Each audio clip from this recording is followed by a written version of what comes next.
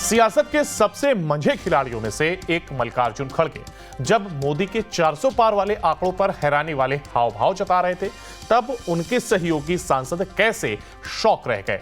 उधर कांग्रेस को high voltage current Bengal से भी लगा है, जहां ममता बनर्जी ने कांग्रेस ऐसी खरी खोटी सुनाई कि दिल्ली में बैठी कांग्रेस बेचैन हो उठी। रिपोर्ट देखिए।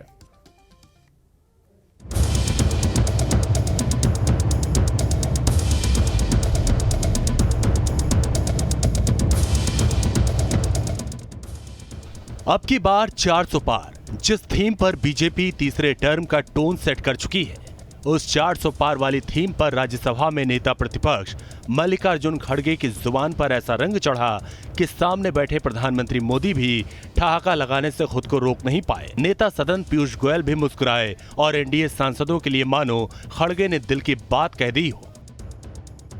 तो क्या वाकई 2024 के लोकसभा चुनाव में 2019 से बड़ी जीत दर्ज करने के लिए पीएम मोदी ने जो लक्ष्मण रेखा खींची है, उस नंबर गेम में ग्रैंड ओल्ड पार्टी यानी कांग्रेस की सियासी गुत्थी उलझ गई है। जिस कांग्रेस ने राजीव गांधी के जमाने में 400 पार का लक्ष्य तय किया था, उसे मोदी युग में भेद पाना कांग्रेस के लिए आसान नहीं लगता। क्या ये इंडिया गठबंधन के बिखरते कुनबे का डायरेक्ट इफेक्ट है, या फिर हिंदी पट्टी में बीजेपी से सीधी लड़ाई में हार का असर, जिसने इंडिया गठबंधन के सूत्रधारों को ही आमने सामने लाकर खड़ा कर दिया। एक बार फिर बंगाल की धाकड़ दीदी ममता बनर्जी ने कांग्रेस को उसकी हैसियत बता दी।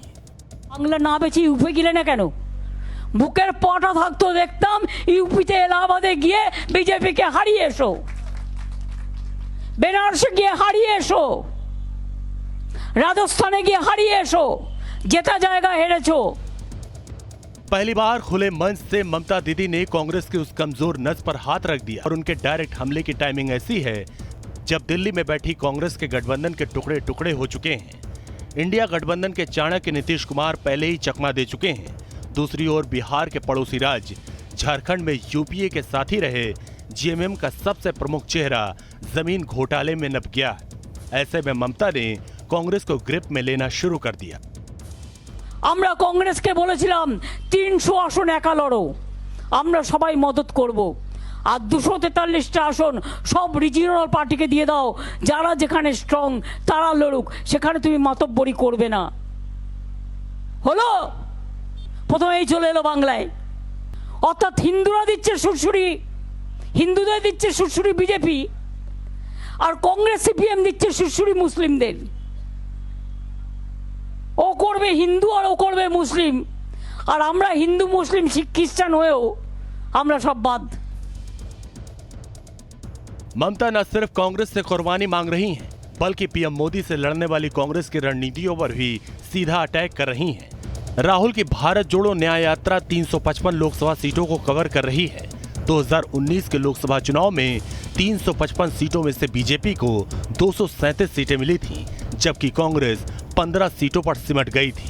खास बात यह है कि कांग्रेस ने तब 280 सीटों पर अपने उम्मीदवार उतारे थे। इसीलिए ममता कांग्रेस से कुर्बानी मांग रही हैं कि सहयोगी दलों के लिए ज्यादा रास्ता छोड़ा जाए। इस पर कांग्रेस के निशाने पर ममता ही आ गई। अब सवाल है कि कांग्रेस ममता से दुश्मनी मोल लेने पर क्यों तुली है और क्यों 300 सीटों के लिए राजी नहीं है। इसकी पहली वजह है कांग्रेस की साख पर असर पड़ना, और दूसरी वजह 400 से कम सीटों पर रीजनल फोर्सेस का दबदबा बढ़ना। पिछले 4 चुनाव का ट्रैक रिकॉर्ड देखें तो 2004 के लोकसभा चुनाव में कांग्रेस ने 417 सीटों पर अपने उम्मीदवार उतारे, 145 सीटें जीतकर यूपीए 1 की सरकार बनाई। 2009 में 440 सीटों पर कांग्रेस ने उम्मीदवार उतारे और 1992 के बाद पहली बार 200 पार चली गई। 2014 के लोकसभा चुनाव में 464 सीटों पर कांग्रेस ने अपने उम्मीदवार उतारे थे। तब पहली बार कांग्रेस सिर्फ 44 सीटों पर सिमट गई। 2019 में 422 सीटों पर कांग्रेस ने उम्मीदवार उतारे, मगर 52 सीटें ही हाथ में आईं। प्रधानमंत्री मोदी के नाम और काम पर बीजेपी कॉन्फिडेंट है। बावजूद इसके जो खेमा मोदी हटाओ मुहिम के लिए एक मंच पर आया था, उसके अपने अपने सुर हैं, अपने अपने दावे हैं। इसी कड़ी में अब ममता में भी नीतीश वाला रोल नजर आने लगा। Team news nation.